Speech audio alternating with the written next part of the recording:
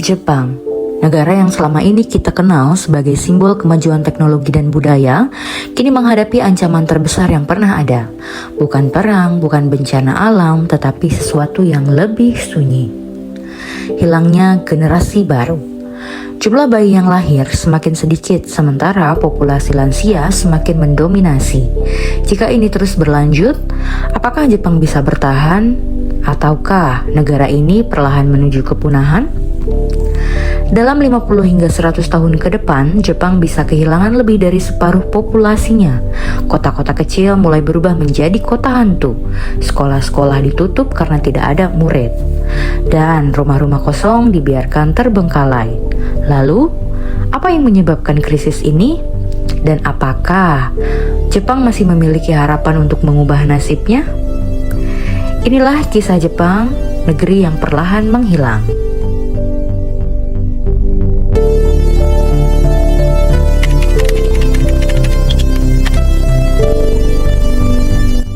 Saat ini, Jepang memiliki sekitar 125 juta penduduk. Namun, angka ini terus menurun. Pada tahun 2023, jumlah kelahiran di Jepang hanya sekitar 770 ribu bayi, di mana angka ini adalah angka terendah dalam sejarah Jepang modern. Ini adalah tanda-tanda yang mengkhawatirkan. Jika dibandingkan dengan tahun 1970-an, di mana lebih dari 2 juta bayi lahir setiap tahunnya, angka ini menunjukkan penurunan drastis. Bahkan, jumlah kematian setiap tahun kini menjadi melebihi jumlah kelahiran.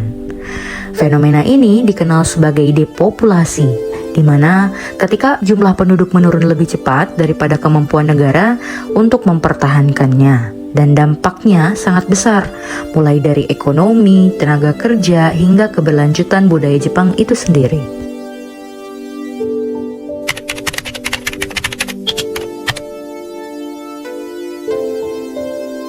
Mengapa generasi muda Jepang enggan menikah dan memiliki anak? Ada beberapa alasan utama yang menyebabkan angka kelahiran terus menurun, yaitu tingginya biaya hidup di Jepang, terutama di kota-kota besar seperti Tokyo dan Osaka, membuat banyak anak muda merasa bahwa membangun keluarga adalah beban finansial yang terlalu berat. Harga rumah yang mahal, biaya pendidikan yang tinggi, serta standar hidup yang semakin meningkat membuat mereka lebih memilih untuk menunda atau bahkan menghindari pernikahan dan memiliki anak. Mereka merasa lebih nyaman hidup sendiri dan fokus pada karir yang dianggap sebagai prioritas utama dalam kehidupan mereka. Selain tekanan ekonomi, perubahan gaya hidup juga memainkan peran besar dalam krisis ini. Semakin banyak anak muda Jepang yang memilih untuk hidup sendiri, menghindari tekanan sosial, dan lebih menikmati kebebasan pribadi. Fenomena hikikomori, di mana seseorang menarik diri sepenuhnya dari kehidupan sosial dan mengurung diri di rumah selama bertahun-tahun semakin banyak terjadi.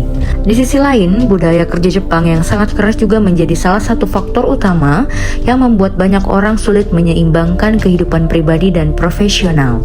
Jam kerja yang panjang dan tekanan untuk selalu produktif membuat banyak pekerja tidak memiliki waktu untuk membangun hubungan pribadi atau merawat keluarga. Tidak jarang pula, tekanan kerja yang begitu tinggi menyebabkan stres berat, bahkan dalam beberapa kasus berujung pada karosi atau kematian akibat bekerja berlebihan.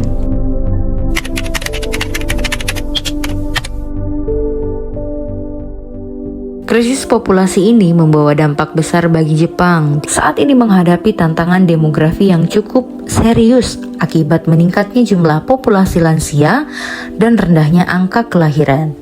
Ketidakseimbangan ini menyebabkan banyak wilayah yang dihuni mayoritas oleh orang tua, sementara jumlah penduduk usia muda semakin berkurang.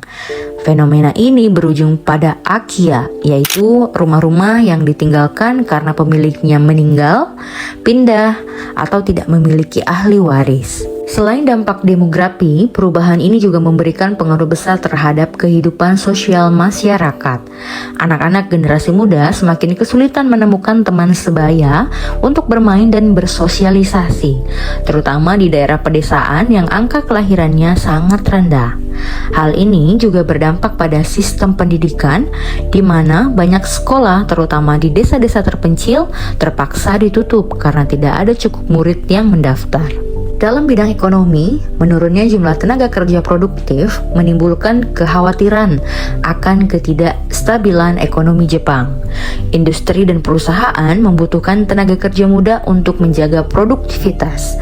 Namun, dengan semakin sedikitnya pekerja yang tersedia, banyak sektor bisnis mengalami kesulitan. Jika situasi ini tidak segera diatasi, perusahaan-perusahaan besar bisa mengalami penurunan pendapatan atau bahkan bangkrut.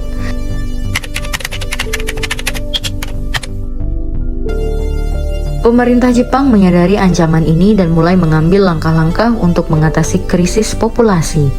Pemerintah Jepang menerapkan berbagai kebijakan guna meringankan beban keluarga dan mendorong pasangan muda untuk memiliki anak. Salah satu langkah yang diambil adalah memberikan tunjangan bulanan bagi orang tua. Setiap bayi yang baru lahir hingga usia 2 tahun akan menerima bantuan sebesar 15.000 yen per bulan. Sementara untuk anak-anak berusia 3 tahun ke atas akan mendapatkan 10.000 yen. Tunjangan ini bahkan akan terus meningkat hingga anak mencapai usia sekolah menengah atas. Tak hanya itu, mulai tahun anggaran 2025, pemerintah juga akan menaikkan tunjangan cuti pengasuh anak. Dengan kebijakan ini, pendapatan keluarga akan tetap stabil selama 4 minggu meskipun kedua orang tua mengambil cuti untuk merawat anak. Krisis populasi Jepang bukan hanya masalah mereka sendiri, tetapi juga pelajaran bagi dunia. Negara lain seperti Korea Selatan dan beberapa negara Eropa juga mengalami tren serupa. Jika Jepang tidak menemukan solusi yang efektif, akankah Jepang yang kita kenal hari ini masih ada 100 tahun ke depan? Apa pendapatmu tentang krisis populasi di Jepang? Apakah ada solusi lain yang bisa diterapkan? Atau ini adalah konsekuensi dari perkembangan zaman yang tak terhindarkan?